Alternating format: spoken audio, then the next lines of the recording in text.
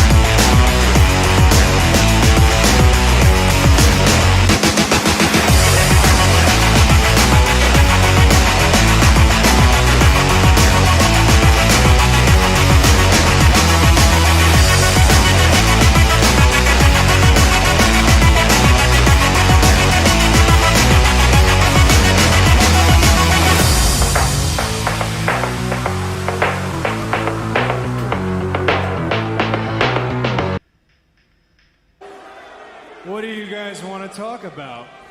Let me talk to you. Yeah. Throwdown Nation, how is it going? We are live on a Monday evening. It is June 15th, 2026. We're rolling on Instagram, YouTube, Twitter/X, Facebook, and Twitch. It is episode 239 of the Throwdown, the community on the interwebs where we celebrate the art and sport of professional wrestling with a strong focus on the indies. I'm your host, Matt, and today we are throwing down with a well-traveled commentator and occasional manager, but a guy who has a whole ton of other irons in the fire as well, including music, and also my brother in Christ and a man of faith, based right here in Atlanta, Georgia. Welcome to the Throwdown with me, Scene Nick. How you doing? Oh, good. Nice to be on. Thank you so much. I appreciate this. Absolutely, man. I've truly been looking forward to this. And for those of you that are watching live, let me direct your attention to the ticker that's running on the bottom of the screen. That contains all or at least most of Nick's social media accounts along with mine. So do us a favor, if you aren't following or subscribed, take the time and go to each of the platforms and do so. It definitely helps both of us. And again, for those of you watching live, if you have questions or comments, just throw them in the chat, and we'll either handle them as we go or do a little Q&A at the end. So we'll go ahead and start with really the first and kind of most obvious question, and that is, how long have you been involved in the professional wrestling business? Ooh, it feels like it's been 50 years, but it's only been 13 this year. In fact, about a week ago, it's been 13 officially. Yep. Oh, so you just hit your WrestleVersary, huh? Yep. I'm like, how many bumps have I taken? Good Lord. So who actually trained you? Because I know that you know, even though you're a commentator and manager, you know, there is some training involved with all of that. So who actually trained you? When I decided I wanted to be kind of more in front of the camera, which is around 2017, I started training at the time it was called One Fall Factory. Now it's Nightmare Factory. And QT Marshall, Okay. Ray Lloyd, Glacier, just amazing trainers. They will always be able to tell me, hey, this promo, not so great. You need to work on XYZ.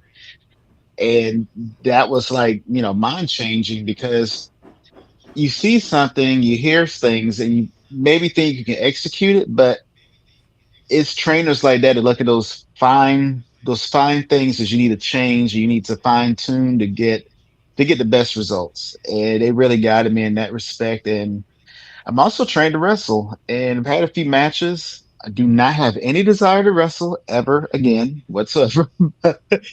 I get offers practically every month, and if I ever wrestle again, there's only one match I want, and it will be in Newcastle, England. Gotcha. That's it. Gotcha. You know, Interestingly enough, this past Saturday, I was actually at a one fall show out in Buford. Oh, nice. Yeah. Yeah, yeah. I went out there to basically meet a few people that had actually been on the show previously. I don't know if Mhm. you know Terry Lawler, but Oh, yes. Mhm. yeah, yeah. But he and I have actually become friends, and Oh, it was nice to actually meet him in person. He was on the show a few nice. weeks. Just really think the world of him. Oh, But absolutely. so so I'm presuming that you've been at least a fan of professional wrestling the majority of your life. Is that pretty accurate? Oh, spot on. What would you Absolutely. say? What would you say is your earliest wrestling related memory?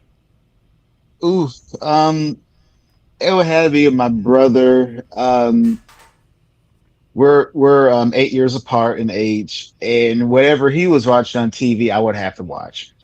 Right, So he would love to watch Saturday night's main event. At the time, we didn't have cable, so being able to catch WWF was like a big deal. And Saturday night's main event was must right. see TV on Saturday nights. And he was big into Hulk Hogan.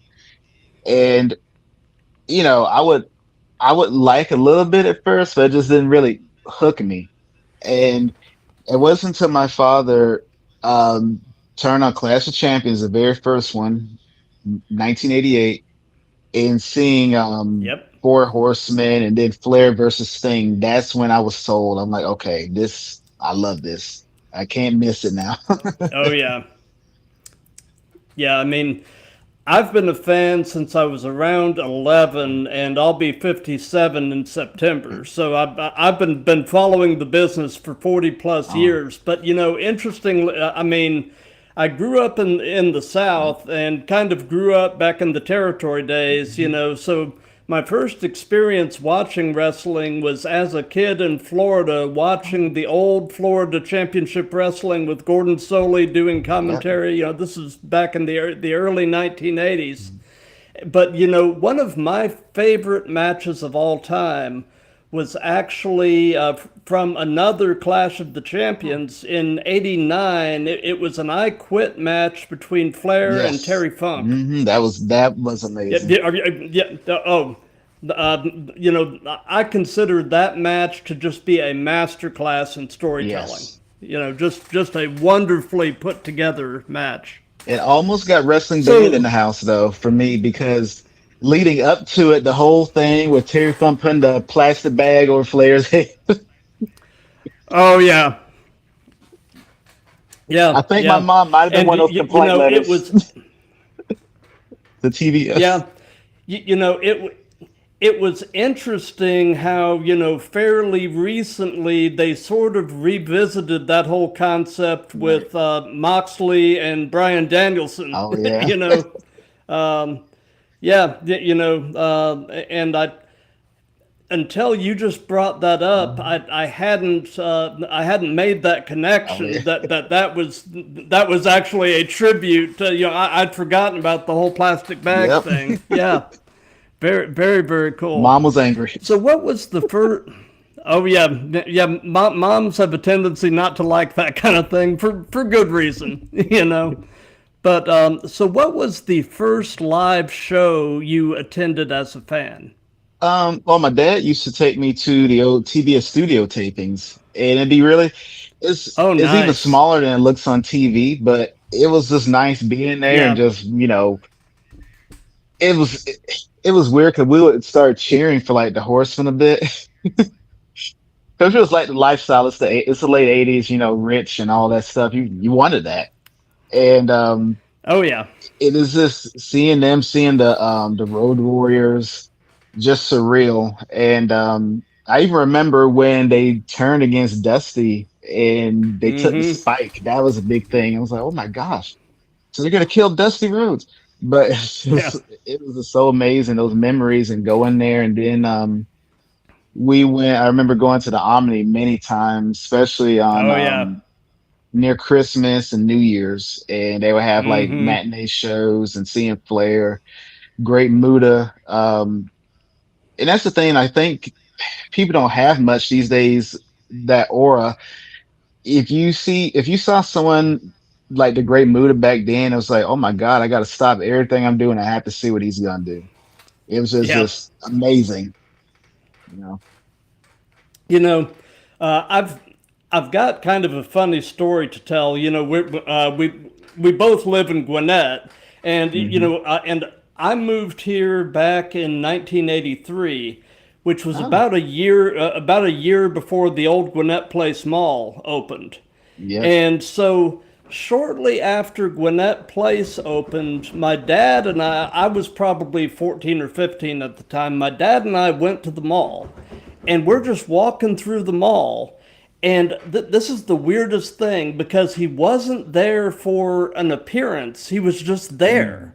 But Ric Flair was walking through Gwinnett Place Mall, Wow. the full three-piece suit. He had a woman Yep. on each arm. He's wooing. I mean that guy lived the gimmick Oh, 24/7. absolutely. He was he was the nature boy back then, Yes. especially. And so my dad and I were just totally perplexed. Mhm. What is he doing here? Why is he doing this? But he was just being Rick. Yeah, that's you how he know. is. So yeah. Flair's gonna flare. Oh, so yeah, absolutely. Mhm. And God bless him. You're I right. mean. So, as I mentioned in the introduction, music is also apparently a big part of what you do. And, this is actually really cool for me because, I've been doing live streaming since January of Oh, 2024. nice. And the first 6 months of the show, the Throwdown was actually originally a music-oriented show. Oh, I'm actually a hobbyist bass player and rhythm guitarist. nice. I just kind of noodle around, Mhm. and so so for the first 6 months or so, I was actually having the same type of thing, but with unsigned music bands. And then, July of 24, I expanded the content into indie wrestling, and I discovered fairly quickly that it was easier to get reliable bookings with wrestlers than it was with musicians. So the focus shifted more toward wrestling. I'll still do an occasional music Oh yeah. episode, but it's mostly a wrestling show at this point. All But the occasions where I have the opportunity to talk to somebody that walks in both worlds is just very, very cool. right.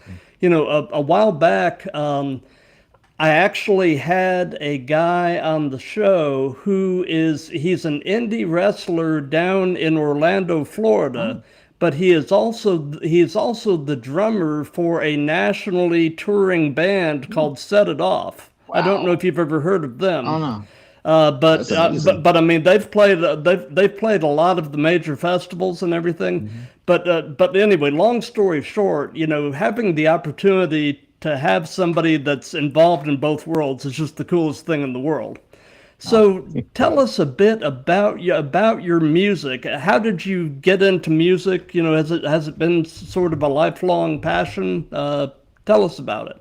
kind of a lifelong passion. I remember because I grew up, with the MTV, or if you didn't have cable, it'd be what was the name? It used to be a video show on TBS at night, Night Visions or something like that. And Night flight. yeah, yep. And my aunt would be because she was a teenager, and she would just play. She'd look at that all night long, and I would be up because I didn't want to have a bedtime. I didn't want to sleep, so I would watch that Yeah. and just see all these cool music and everything, and you'll see songs like even songs now people don't remember, like Sledgehammer and stuff like that, and Oh yeah. the rise of Janet Jackson and Madonna via all that stuff. So it resonated, and I said I kind of am more oriented to kind of dance music, and so throughout elementary school, middle school, high school, I played in the high school band. I learned to play drums. From there, kind of expanded, did xylophone, bells, and then piano. And the weird thing is, like, some of it, a lot of it I can play by ear. I can't really tell you, A note, C, and all this stuff. I'll just kind of have the melody and I can just start playing it. Mm-hmm. And I had to learn a little bit first, but it just kind of hit me with having that melody, playing it.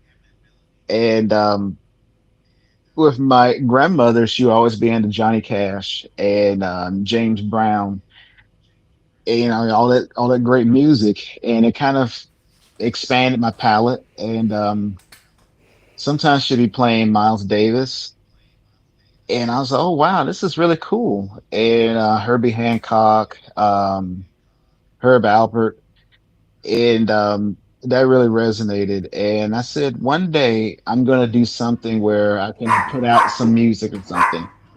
And with the invention of technology, I eventually got together. I was able to get anything I recorded streamed and uploaded. So around 2018, making a big debut at a promotion in Tennessee, and I said, how about I release an album that's kind of about my character in a little bit. And it's just instrumental, more to EDM and kind of high life kind of stuff, because my character's rich and full of himself.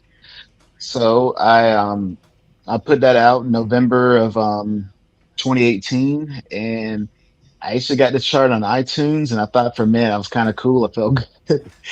And it was a success, and saw my stream numbers. I was like, okay, cool. And then I kept going, and I put out something the next year, and I kept going from there. And this new release I put out back in April, Conversations in a Jazz Club. It's the first one I have Yeah. vocals on it, and I wrote all the lyrics. Some of it I had session singers come in, and because I can't hit every note, I'm not that good, but I was able to do have the lyrics, go through that, and get the instruments going, had the melody, and that album took about 8.5 years to finally put out. And Mm-hmm. I put it out there, and I loved the response to it. I had a little celebration. As soon as I landed, I was so tired. As soon as I landed, going to Las Vegas for WrestleMania week. After came straight from the airport to a club in Vegas, had a little release party, and then from there, hotel, check in, and then straight to a show, then to another. It was crazy, and I still don't think I ever caught up in any rest, but such is life, and it was fun Gotcha. though. Gotcha. Absolutely. Well, I have listened to some of the tracks on Conversation in a Jazz Club, and my friend, you've got a lot to be proud of. Oh, So I would like to let you pick a song off of the album, and we'll listen to it together, and basically have that be part of tonight's show. So what track do you want? And let me go ahead and share my Spotify here. And think, let's go with the first single. Let the melody take me away. Yeah, I decided okay, to go to kind of the jazz aesthetic with the artwork as well. okay, yeah, let's take a listen here.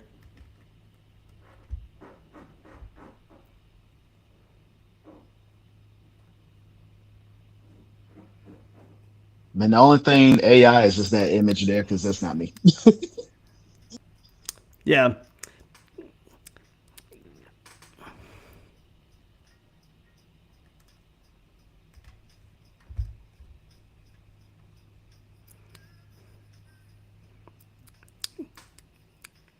you've got a nice voice. No, thank you. I appreciate it. Sometimes I'm kind of embarrassed with my singing voice, and that vocal actually was recorded again like 8.5 years ago. And it's just something I was playing with. And I thought I would never get to the point where I put it out. And, to have it out there is just, for one, when you play it for the world, it's like you feel very, very exposed, kind of embarrassed, but at the same time proud because, I actually accomplished it. I did it.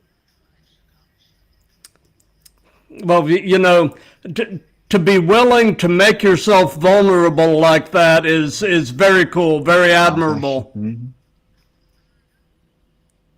And I like, and it But was kind of hard to choose a few man, about this his is first single. smooth. Oh yeah. Just good for the soul, relax you hear that and just chill in your house and just let the melody take you away. Yep.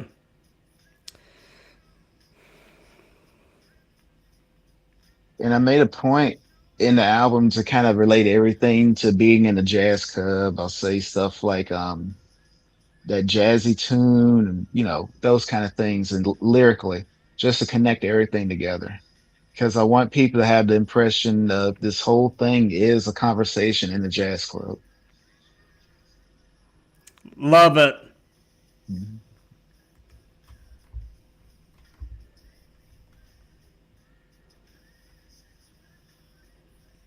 And I have a new single coming out this Friday, actually. It's not off this album. It was just kind of Nice. one for the summer, something kind of fun. That one was done a little bit before the pandemic. And Okay. that was a great singer. Luis Santos, really cool guy. And he does all the singing on that one because I couldn't capture that. But, so he had to take over that, but all the music's all Gotcha. me.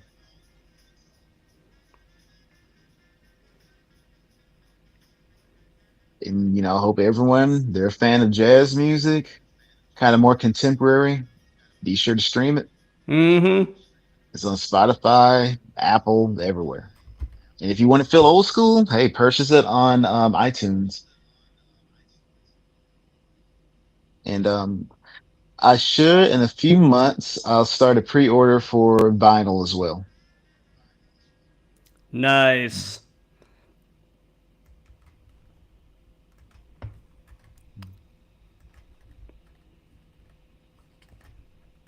I appreciate that. Yeah, this is something I'm just passionate about. I probably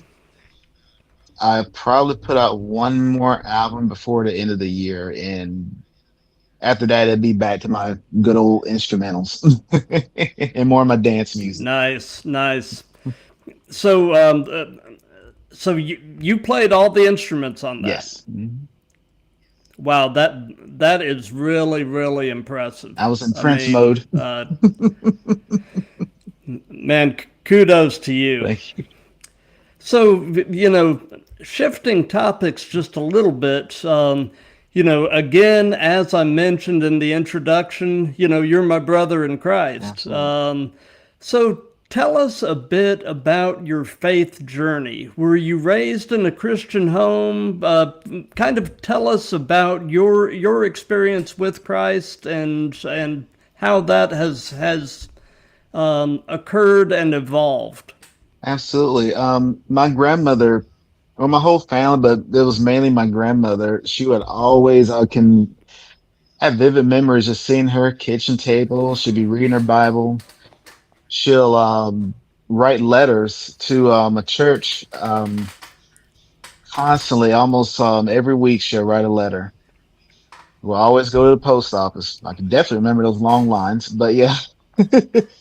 And mail off her letter, make sure it got there, and just really dedicated. And no matter what bad thing happened through the day or the week, whatever, her faith never wavered. Sure, now she's human. She would have her doubts sometime and feel upset about things, but regardless, she'll Don't always we all? understand. Yeah, exactly. she would always say, regardless, she said, maybe God wanted it to be this way. Maybe God has something else in mind. And she said, his plan never fails. This is not right now for me. And I have to accept that. That's what she often say when something didn't quite go the way she wanted it. And it didn't, it didn't really hit me until I got a little older, maybe in my 30s, because the hard head and stuff in your 20s and everything in teenage years. But Oh yeah. now, and even now, I'm like, wow, she was right. It's not going to be on my time, and it's always going to be on his time, and his timing is always perfect.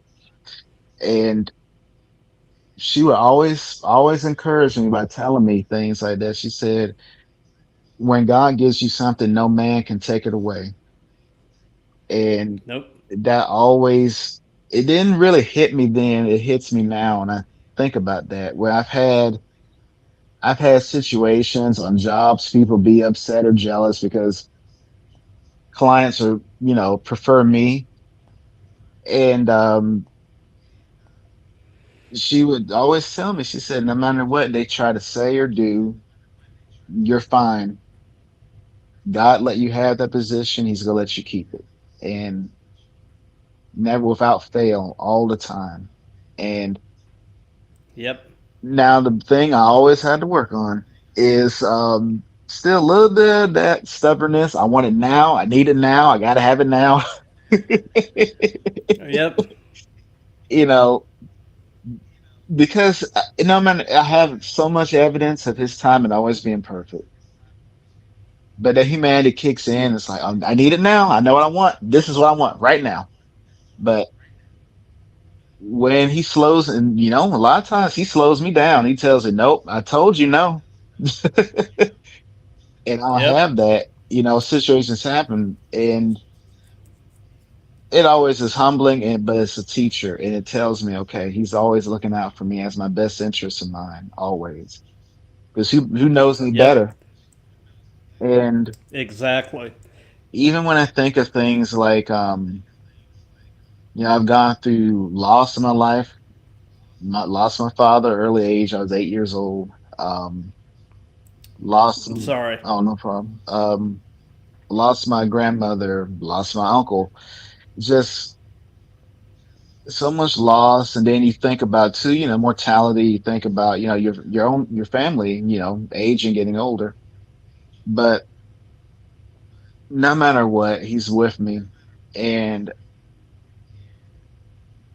throughout my dark times, I literally had people in wrestling because of opportunities I was getting would try to do anything they could to try to stop it. They'd try to vilify me. They'd try to bear false witness, all kind of things. And you go through these trials and tribulations, and it hurts because you're like, well, what did I do? And Yep.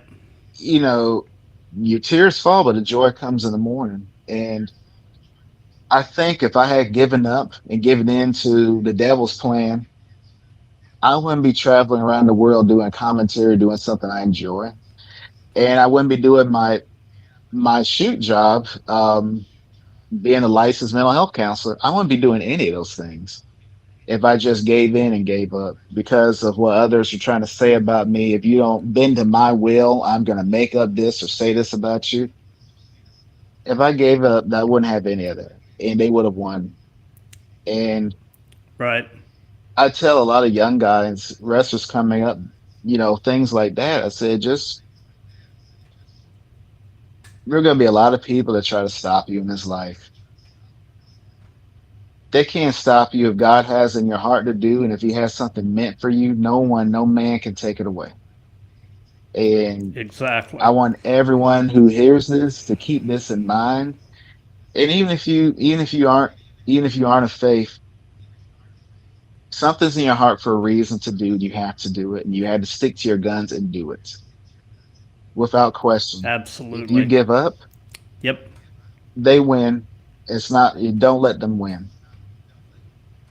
And Exactly. for me, I'm living a Well, spirit of power, not a fear, and I have to.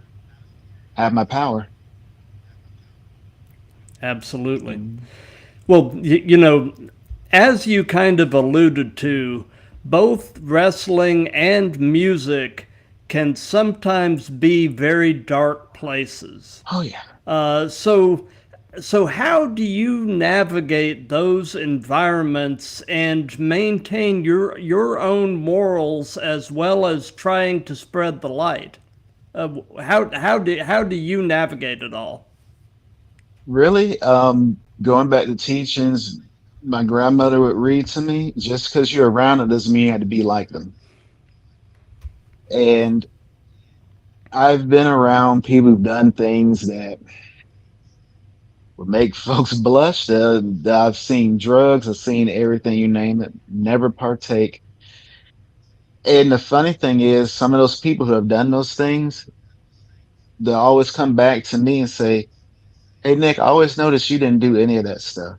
And how can I, you know, be like that or not partake in those things?" Because and I tell people this, I'm not bragging. It's just how I was raised.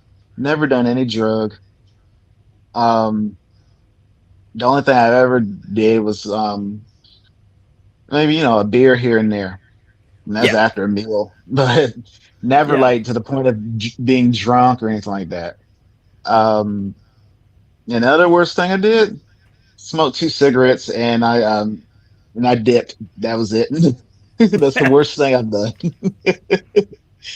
But other than yep, that, like I try to stay clean because for one, I don't want anything to harm me internally. And number two, I'm there to do a job. And if we want to kick back, have a good time, celebrate, hey, let's just eat, go to a restaurant. I don't have to go exactly. party. I don't have to do all these things to say that I had fun and I accomplished something. Um, and that's why, I keep in mind, even when I was just recently in Vegas, like I went to that album release party and I didn't partake in anything because I knew, okay, I got to get up in the morning, I got to eat, I got to do all these other things. I don't want to have anything hanging over me, or God forbid, if someone, important, quote unquote, sees me, I'm in a drunken state and like, oh, I don't want to work with him. That's what can Right. happen. You always have to know someone's watching. And more importantly, God's watching. I can't, it's things I can't do. Um, so I try to lead by example in that way.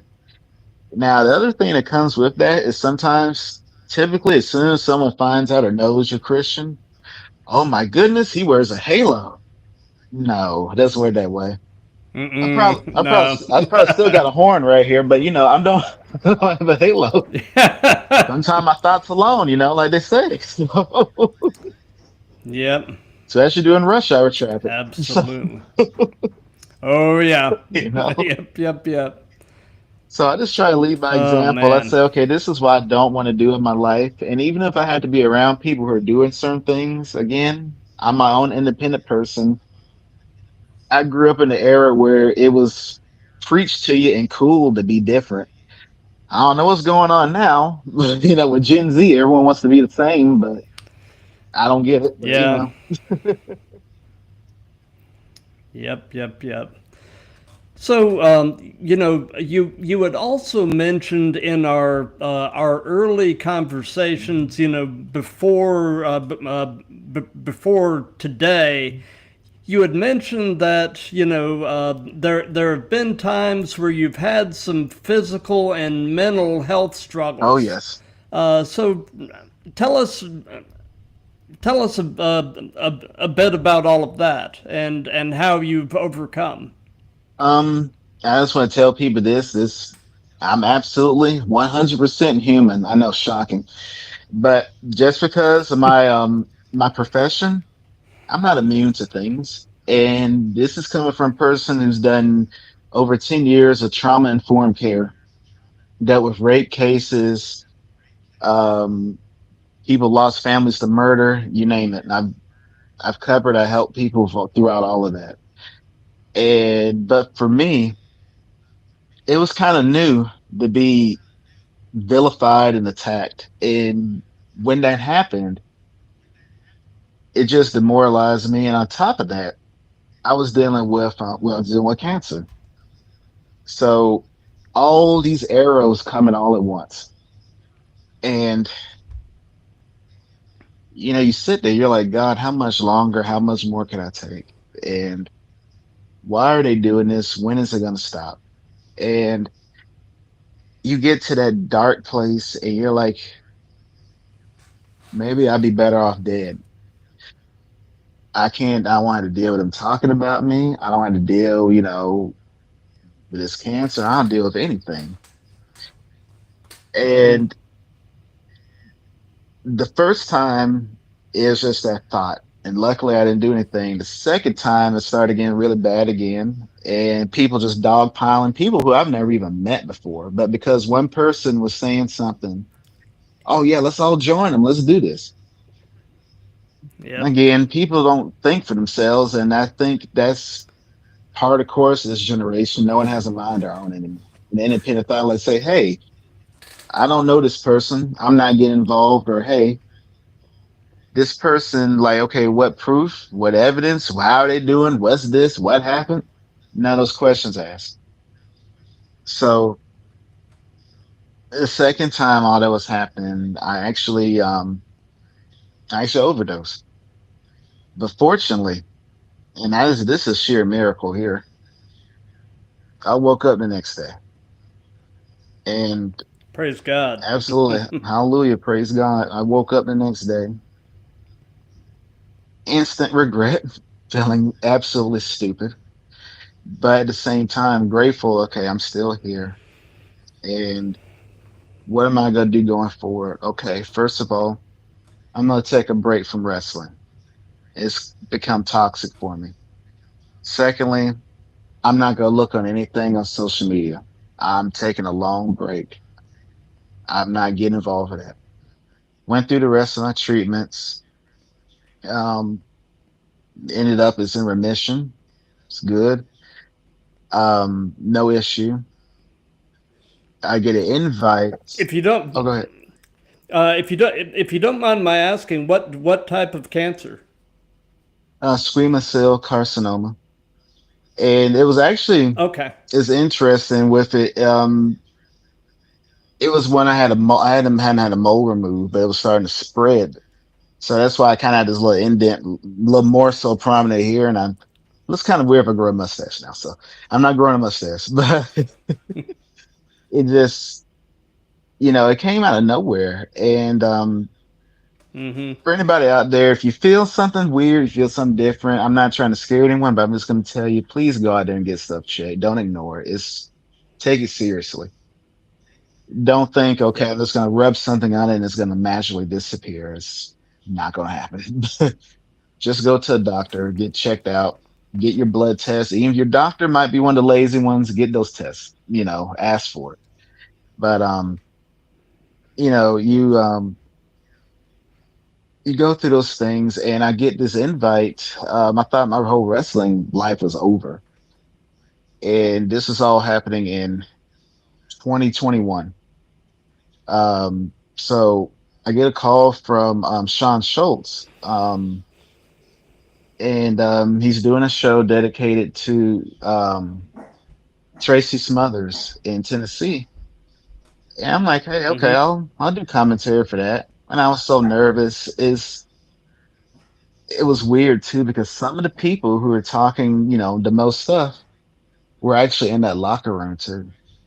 And they didn't say any a word to me. Or they was like, they looked at me kind of like they were scared. Actually, like, oh, hey, Nick. Oh, yeah, the person you're talking about is right here in front of you. But you know, Yep.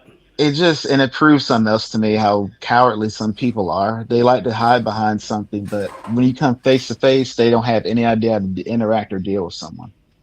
But Exactly. no issue I had with those people. I got what information I need. I needed. I did the show with Joe Wheeler, and that was my first show in probably 8 months or so. And I was so nervous afterward because I never. I never, when I do a job, I never feel like, oh, I nailed it. Yeah, that was great. I just always feel like, could have did this, could have that. I'm my own worst critic. And especially even more so that particular show for being my first one back. But to get the feedback from the promoter, Sean Schultz, and for him to say I did a good job, the broadcast partner, Joe Wheeler, oh, you excellent, all this stuff. And then fans who actually watched on Hotspot, that was good. And from then on, I kind of just said, okay, maybe I can still do this. Maybe there's still something for me, and kind of just kept going from there. And mainly work as a commentator, and I'm blessed that people believed in me, and that belief spread in doing shows in the UK. Did one in Rome, Italy back in November, and it's Oh, not too very many cool. commentators. Oh yeah, it's not too many commentators who can say that. And even got to go to the Vatican and all that. That was nice and Oh, very really cool. awesome. Really expensive too. But Yeah. I was like, oh, let me get some holy water. And like, oh, that's about $20. Like, what? But but it was just awesome being there and just getting to interact with people all over the world. And I have shows lined up at the end of the year of Australia. If I if God didn't deliver me from all of that horrible situation, I wouldn't be able to experience any of that. Not at all. It never would have happened. I met so many great people in the UK. I talked to almost daily, and it's just if you're out there, if you're going through a tough time, and I know it sounds cliche, but don't give up. No. Just when you think it's the worst, it gets better. The people who truly believe in you and know you, God sends the right people. And He those people are does. going to be the ones who uplift you and tell you, hey, no, you are worthwhile. You're worth it. You deserve this. You belong here. Yep. And that's what I needed. And it helped, and still here. And sure, every now and then they still periodically talk about me, but Yeah. what can that But, do? Looking you still know, working, you know? you know, they say you catch the most flack when you're over the target. So, Mm-hmm. you know, Yep. so if you can narrow it down over your career in professional wrestling, what has been your favorite match that you have been a part of, whether it be managing, commentary, whatever? What has been your favorite match that you've taken part in? Oof. One of my favorites, I hate it because he's facing some pretty serious charges right now. But my very first managerial feud was with Duke the Dumpster Drozy in Tennessee, and I had to fight for that angle. And luckily, he was agreeable with it, and Mm-hmm. ended up leading to a match between him and I, and we had a sold out crowd, and that also kind of showed me, okay, I can do the booking part, make a story because a lot of times you go in and people don't know how to use managers.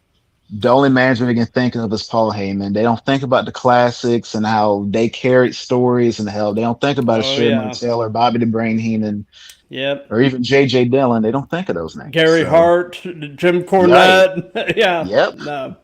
They don't think of them, but they actually carried the story. They helped and amplified whoever they're representing. And my goal was to amplify. And, fortunately, I was blessed I got to do that. And, got to wrestle. Then the next match, we had the triple threat, the old Jim Cornette thing. If his team won, he gets 5 minutes with the manager, me. So we do that, and he gets those five Yep. minutes. And I'm taking all these chops, everything. Um, the only thing I didn't take was his finisher because at the time I'm like, I don't trust you spinning me around and get me up, and I want to keep my neck. So Yeah. So I did that. That was awesome. That was a highlight for me and always will be a memory. Like I cherish that. An idea I had just Nice. sold out a building. And then I participated in War Games last year, which was my last match on US soil. That was in Wilmington, North Carolina for UPWA. And shout out to them. Um, Seeing War Games on television and then actually getting to be in it is in the real War Games, not like some indies. It's literally two rings, two cages, Yeah. the real deal, and the steel hurts. Oh yeah. I had a concussion after. I had my nose was messed up, but it was like it was worth it. I did War Games. It was a challenge doing work on that Nice. following Monday, but I did. You know, Yeah. it was awesome. Absolutely. And favorite ones I've called, there are a lot, but there's one recently in the UK for Valor Wrestling, Mikey Devine and Tommy Lockhart, and that match is on Extreme Channel in the UK, but you can get the app, Extreme app or Channel Box app, watch here in the US. Absolutely incredible, technical, the intensity build. It gave me that vibe, that feeling of Bret Hart versus 1-2-3 Kid on Raw, July 1994. It was that Oh young yeah. upstart. Every time you think you had him, he had an answer.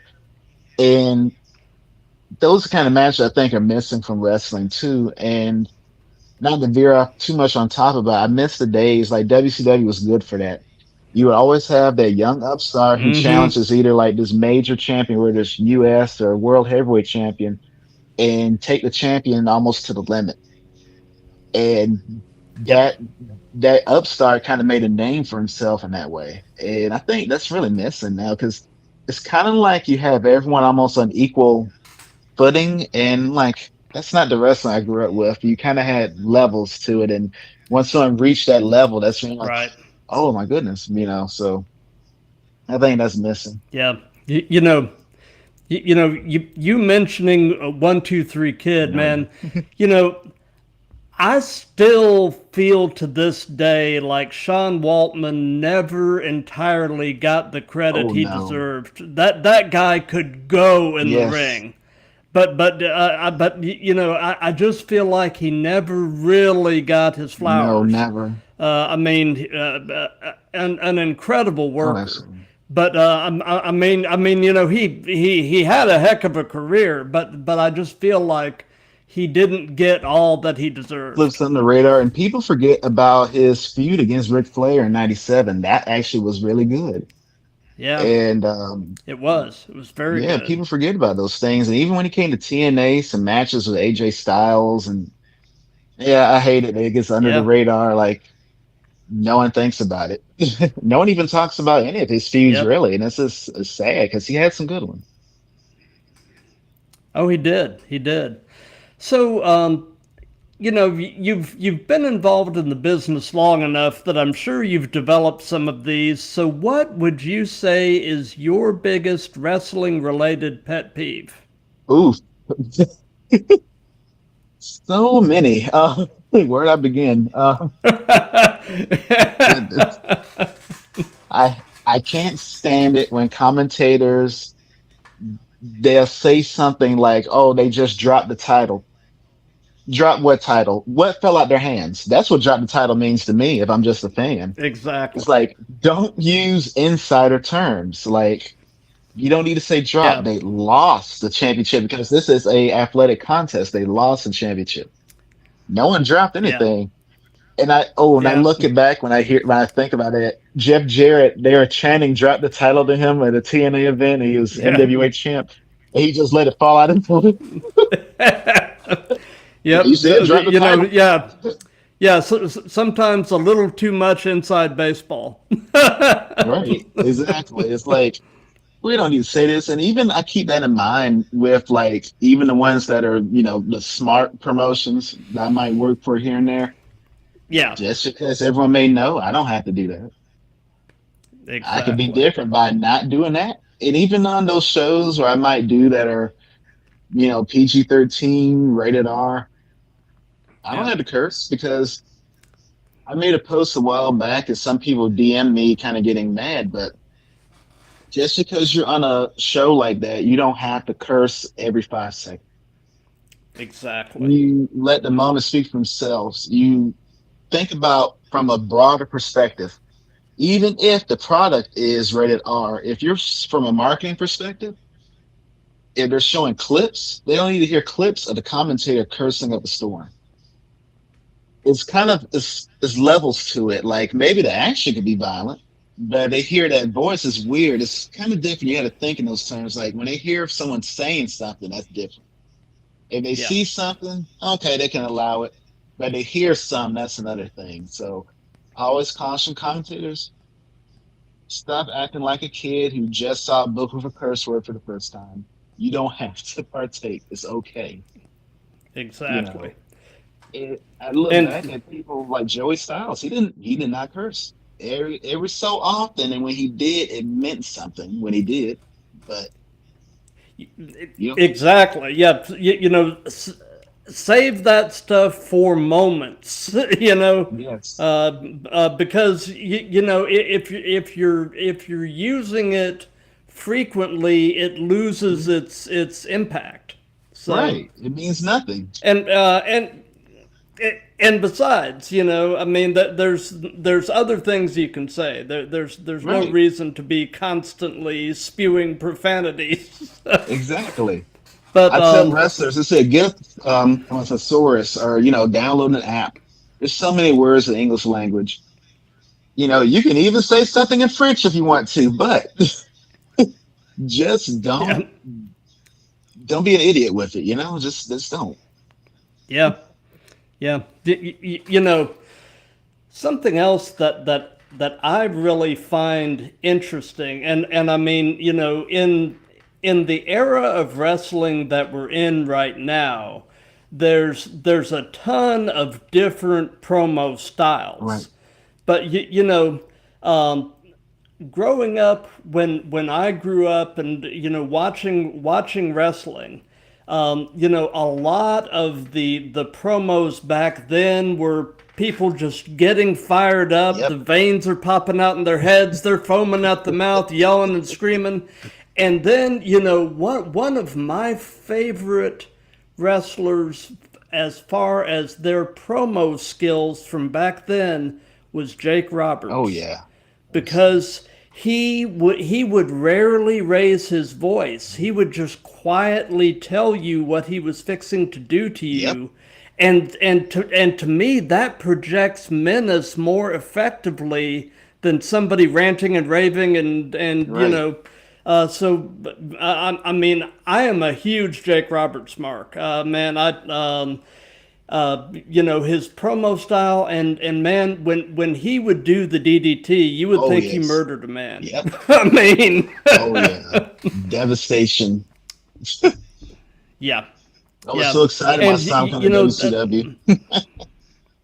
yeah, and there have been a few wrestlers since him who have adopted similar promo styles, one of which is Raven. Yes. Raven also would rarely raise his voice, Hmm. but he could project the same kind of menace. Yep. So, yep. Gets in your head. So, Mhm. oh yeah, yeah. So, do you have an all-time favorite match as a fan? Is there a match that is just near and dear to your heart that you just find yourself circling back to from time to time? Oh wow. One that I really love. Um, of course, the Ricky Steamboat, Ric Flair, Oh the yeah, one and at the end and leading up to Terry Funk. That was all time classic, and just that back and forth, and just you can like ooh those chops each time, and is that one resonated with me. Another one in my top 20 all time, Terry Funk and Ric Flair. I quit. They try to yep, go back to that Super Bowl 2000, and they're a bit older, but they still worked hard, and it Yeah. was still better than anything else in that show besides the James Brown appearance. But otherwise, it was um, it was still good. It shows that no matter how old they were, they still knew how to work, and they worked around their weaknesses. Um, Another one. Anytime, almost any actually, Randy Savage versus DDP match, particularly Spring Yeah. Stampede '97. It's just something about those two together was always magic. And Yeah, they had amazing chemistry with each oh yeah, other. So it was like beauty in there. They're really painting on that canvas. It was nice, and nobody was like DDP at that time, especially when he had the taped ribs. That was the best DDP. yep, And yep. yeah, those were good matches. Go And ahead. then Bret Hart versus Hakushi. I was so impressed with Hakushi as a kid. Hated what they did to him after, but I always was Hakushi also the painted symbols on him. I was like, wow, it's kind of like a Mortal Mm-hmm. Kombat character, and it's just like that silent, Yeah. deadly assassin. I was like, oh, this is nice, and he's like a modern Great Muta, and love him. And then just boy, in TNA, the triple threat: Chris Daniels, AJ Styles, Samoa Joe, Unbreakable 2005, instant classic. I believe the first, yeah, that was the first X Division Championship match to be a main event, and nominal. And there are multiple AJ Styles versus Kurt Angle matches, but one in particular, when the first night on January 4th, 2010, when Hulk Hogan came in, that match in particular was really good. Despite it being a television match, they always went 110% hard. And Kurt Angle versus Abyss from, I think it was Turning Point 2008, I want to say. I'm getting old, my memory, but that was an instant classic. Mm-hmm. And actually, some of the matches that people don't like, I actually like. Like I like the first, well, one the first, but the Ric Flair versus Bret Hart WWF Championship match when Bret Hart won the title. I like that. Um, and actually, in WWF, I loved every single Kevin Nash versus Bret Hart match. They never had a bad match, and especially at that time, I guess before you could say Kevin Nash realized he didn't have to work that hard, he was really working. And people sleep on his whole 1995 and say, "Oh, it's the lowest drawing champion," but he was really putting in work. And He was. and throughout his career, just look at the results of the work he put in. Like, look at his legs these days. Like, he actually worked. You don't get your body beat up like that and your legs looking like that if you didn't put in work. So he wasn't big lazy. He was okay. I know what to do now. I'm smarter. So can't Yeah. fault that. Yeah. No. No. One of my favorite matches of all time, and it's there's sort of a kind of a codicil to it, but from WrestleMania 20, Oh yeah. the triple threat between Hunter, Shawn, and Benoit. Yes. I mean, uh, granted, the way Chris Benoit ended Oh up, yeah. absolutely, absolutely horrible, tragic. Right. But I can separate the man's resume of work from the man Great himself. body of work. Terrible human being, but one of the best wrestlers to ever Oh, do it. absolutely. Um, and I can still appreciate a Chris Benoit Yeah. match, and that match with him, Hunter, and Shawn was just Oh, that was good. amazing, amazingly well done. Yeah. And then the moment with him and Eddie, Oh yeah. I mean that man. And you look at it now, and it almost gives you chills, Right. knowing what was coming for both of Oh them. yeah, say that. And I feel like Eddie's death contributed to Benoit's downward spiral because they were best Yeah, so friends. I close. mean, and I don't feel like Chris ever really recovered after Eddie died. No. So, but so do you have any pre-show traditions? Any things that you try to do consistently before you walk through the curtain? Um, it sounds bad, but in life and wrestling and work, you're always going to deal with people you don't necessarily like, but there's a job to be done. So I kind of mentally prepare. I'm like, oh, this person's here. I'm not gonna let them affect me. I'm just gonna, go in, do my job. So you kind of think about that mentally. My second pre-show tradition is thinking about, okay, after this, you know, how long is the flight gonna be? Just kind of having those kind of thoughts just to distract myself. It's weird, but I also like to listen to some music. Typically it'd be, R&B or pop. It'd be some Michael or Janet Jackson. Maybe go to back to some boy bands, but stuff like that. And just kind of be carefree. Kind of good music gives me a good vibe. A little bit of Toby Mac as well. And Yep. love Toby Mac. I encourage everyone, if you haven't seen him in live in concert, do so. But it's worth the money. But that kind of gives me good vibes. And then when I walk in there, typically I start kind of getting to character. The moment I walk in, I'm the International Black Diamond, scenic, and I don't turn it off until we start, breaking down, putting things up to end the night, and I keep it going because I never know. Someone wants to shoot a promo, wants to do some pre-tapes, wants to do some post-interview stuff. So I keep that in mind. I keep the Black Diamond scenic going, and then turn it off once we start packing everything up. That's typically me Gotcha. through the day, and then I have my moment where right before we were about to start, after we had our meeting and all that, I just kind of be in the back. I'm quiet, praying to myself, praying for everyone's safety, praying for have a good night show, for all of us to be protected and to make it back home safe. And that's usually like everything that I do before the show starts. Absolutely.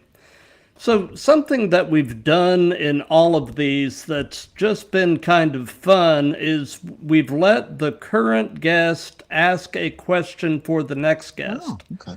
So my previous guest was a wrestler based out of Corpus Christi, Texas, Nice. by the name of Don Fernando. Mhm.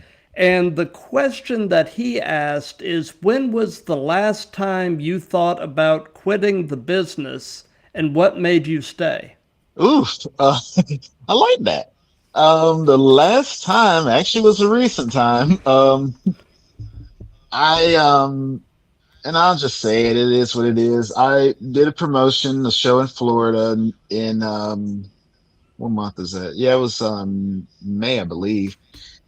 Um, it didn't turn out the way I thought it would. A lot of promises we, agreed on wasn't delivered, and that left a bad taste in my mouth. And then the guy who was sells the book, he said, "Hey, would you like to do the July 18th event? But instead of coming in, you can do a voiceover." I was like, "All right, cool, that's fine. I'll do it from my home. I like my house, so that's cool." So I did that. I agreed to that, and he agreed to the conditions. I'm like, cool. Then suddenly, no message, no word. Find out the guy just blocks me. I'm like, Uh, and I had the red flag because he would message me when he thought a post I would make was about him. I'm looking, I'm like, this is when you might want to stop doing steroids because it leads to paranoia. So this is when you don't want to do that. Yeah. Everything's not about you. So that should have been my red flag, but me being me, I try to give people a chance. And Yeah. that was one of those moments I'm like, you know what? This is why, man, I just want to quit today. I don't want to do anything in America ever again. They do not treat me like this overseas. Why did I have to go through this? So this supposed to be home. Why am I treated like this? But it's kind of Gotcha. what kept me going is just knowing, okay, you know what?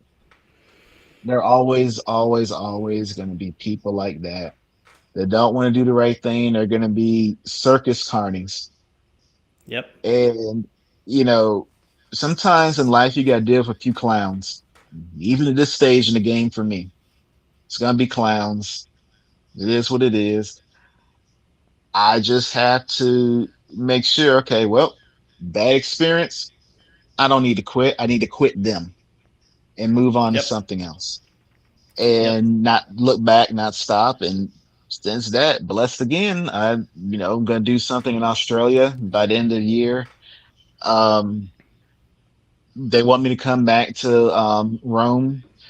Um, may or may not do that this year. We'll see. But um, and picking up something and talking with someone in Canada. So sometimes when you feel defeated, it's not a defeat. It really, literally is their loss, not yours. And Absolutely. when one is not going to do the right thing, there's several others who are going to step up and want to do the right thing. So you have to Yep. stick around for those because they are out there and they will do the right thing and they'll find you. So can they Absolutely. message me? I didn't Absolutely. message them. So That's awesome. So, since this is part of a series, do you have a question you would like to ask the next guest? I would say, um, besides potentially being signed, what is the other motivator? What else keeps you going? Um, if you never get signed, what keeps your passion? Oh, I like that. No, thanks. Kind of a two-part of it, That'll actually uh, a really good question. I'm actually excited about that one. Oh, So so during his farewell tour, John Cena kept bringing up the concept of leaving wrestling better than he found it. And that really resonated with me. I just thought, well, what an admirable thing to strive for. So absolutely. what and I've kind of incorporated this into my repertoire of questions. So what are you doing to try to at some point leave wrestling better than you found it? Make sure that whatever knowledge, whatever I've learned over years, I pass it on. I don't try to safeguard it, keep it all just for myself. I want to teach people things to look out for so they don't fall into any traps. Um, I want to show people through my actions, that you can be successful but humble at the same time. And everyone doesn't have to know that, you're this or that or someone's considering you and this or that. You don't have to stage photos for people. Yeah, take the picture, sure, but you don't have to stage Right. anything. Humble yourself. You'll get so much further that way because people see your character and what you're really about. And um, Yep. also, I like to show people that, hey, just because everyone's doing something, you don't have to join them. Whether that be in Yep. person or on social media. Um, you can see people being maligned or attacked. You don't have to join them to fit in. If you truly are good enough, you have talent, let that speak. And Yep. that'll have you a much more meaningful, long lasting career. Versus if you do those things, I've seen it come and go. I've seen people come and go. I've seen it from experience of people. They will ignite for a little bit and then gone, just like that. Flame out. Yep. Because, yep, they flame out. That's not there. Like it's literally like someone took an extinguisher to them. It's gone. It's over. Yep. So, and sometimes too, sometimes going things the slower route is the best route. When things happen too quickly, you're not prepared for them, and always follow your gut and your instincts. I had an opportunity in 2018 to do something with promotion. They wanted to try and make me like a Bobby Heenan commentator, manager, all this stuff. At the time, no, it's 2017. I wasn't ready, and I knew that. All Yep. these people saying, "Oh, do it, Nick, do it." If I had listened to them and not followed my gut, I would have been a laughing stock. I would have been embarrassed. I would have had people saying, "Oh, we made a mistake," and then that would have trickled down, and I wouldn't have a career I have now. Sometimes you gotta admit to yourself, I'm not ready.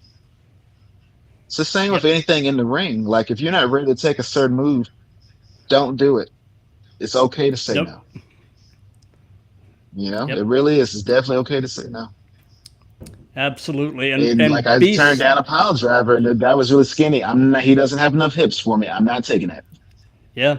Yep. Be self-aware enough to know your own limitations and the limitation of Yes, the person you're working with. So, absolutely. Yep. Yeah, keep your life. yep, your life and your health.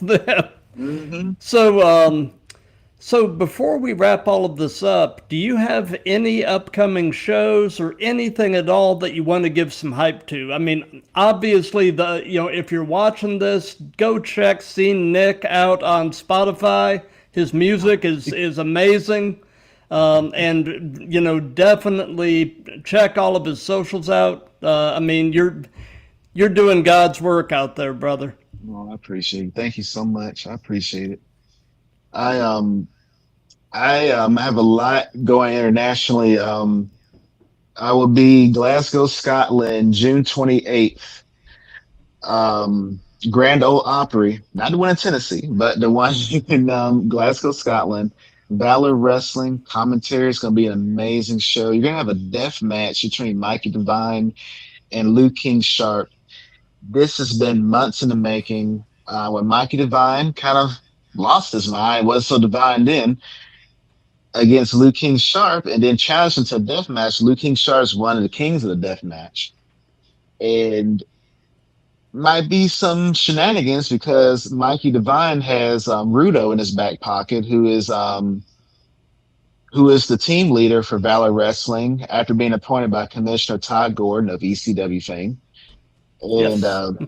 that's going to be something to see. And then you're going to have the UEWA European Heavyweight Champion BT Gunn, truly one of the unsung great wrestlers out of the UK, probably in the entire world, who deserves more recognition. He's going to be there defending the championship. You got Uncle Mike Musso, he's everyone's uncle, but Mike Musso is going to answer the body slam challenge of Mr. Tim Strange, who represents a faction known as God's Country. And I don't know. Mike Musso is going to be able to slam Tim Strange. We're going to see. We're going to find out. He's answering the challenge. I mean, I should be answering the challenge, but I just don't feel like right now. I'll let Mike do it. So I relax. Yeah. Just so much more. You got Penelope Grace. I'm not going to say the name of their faction on here, but their faction imploded. Is bigger implosion than the Mega Powers. So it's going to be Penelope Grace versus the Goddess Hera. That's going to be absolutely amazing. It's going to be falls count anywhere, all over the building. Can be in a chair on top of the bar, anywhere. So everyone needs to tune in for that. Buy those tickets, eventbrite.com. Still a few limited tickets available. Um, I won't be at this show, but I'll be doing commentary for them in post. Project X Wrestling in Sudbury, Ontario, Canada. Um, one of the greatest women's wrestler, period. Out there, Serena Deeb, she's going to be there. She's hosting a seminar as well. Yes. That's going to be amazing. I want everyone to come see that event. And our heavyweight champion, Genesis, is going to be there. Father versus son, XX senior versus XX junior for the Zoom Lucha Championship. Talk about bad blood. There's no bad blood like that between families. So we're going to have that match go down. So that's what it's like. Hey, remember you borrowed $5 from me 10 years ago? Yeah. It's Yep. even deeper than that. So Yep. so we Putting the went over fun back in putting the fun back in dysfunctional. absolutely. Bingo. That's gonna be going down and with so much more great promotion. Subscribe to our YouTube channel, youtube.com/ at Project X Wrestling. Do that. July, I might have an announcement about July 11th. I got to iron out some details, but it may or may not be in Wilmington, North Carolina. We shall see. I'll do a show in the States. Hopefully this one goes good. And I've had good luck with that promoter, so I'm sure it will. But then July 17th in Fopper, Scotland, the Fopper Bash by Saltire Championship Wrestling. That's going to go down. And just so much great talent in the UK wrestling scene that honestly, not to be biased because I've been there a little bit, but I think their talent is surpassing that in America. So just saying. The scene over there is just absolutely incredible. I've actually had several wrestlers in the UK on the show. Normally, I do those episodes on the weekend just to Oh to yeah. deal with the time change because Yes. during the week I've got my shoot job, so Yeah. it's Something else. it's hard to do those. What was interesting is I've actually had one guest from Australia, and Oh I had nice. to actually do that. I had to do that at 11 p.m. Our time on a Friday, which was 1 p.m. her time the next day. I Wow, mean yeah. that was wild, but I mean we got it done, and it Right. was I mean, technology has gotten so cool that you can have literally a seamless live stream conversation with somebody Yeah. literally on the other side of the world. I mean, Absolutely. but It's as crazy. It's far like as what, wow. oh, I know. Well, as far as what we've got coming up on the Throwdown, Mhm. this Wednesday, the 17th, 7 p.m. Eastern, we've got episode 240. I can't believe we've managed to do 240 of these. But Mm. our guest is actually pro wrestler Thick Poppy. And Okay. then this next Monday, the 22nd, at 6 p.m. Eastern, which is 3 p.m. Pacific, we've got episode 241, and our guest is a Southern California based pro wrestling superfan by the name of Wendy Mendez. If you go to an indie show in Southern California, you can pretty much expect to see Wendy. Yeah. Uh, she has been a fan literally forever, and it's just going Mhm. to be a blast having her on the show and hearing her stories and getting her perspectives on the business. So I'm Yeah. actually really excited. Oh yeah. And um, and actually, at this point, I am booked through the month of July and starting to take bookings into August at this point. So I've managed to sort of stay at a rolling 6 weeks out as far as Oh bookings my. go, and that's kind of been the sweet spot for this. Yep. But man, I want to thank you for your time. This has Oh, been thank you. such a pleasure, and I'm definitely excited to stay in touch, and No, and absolutely. I'm excited to see where everything's going to go for you, man. Because Oh, thank you. good things are coming. Oh, I appreciate that. And for those of you that have been watching this live, thank you. For those of you that'll be seeing this on replays and such, thank you for that. If you like what we've got going here, definitely do the old like, comment, share, and subscribe. And until Wednesday night at 7 with Thick Poppy, be good to each other, love each other, and let's keep throwing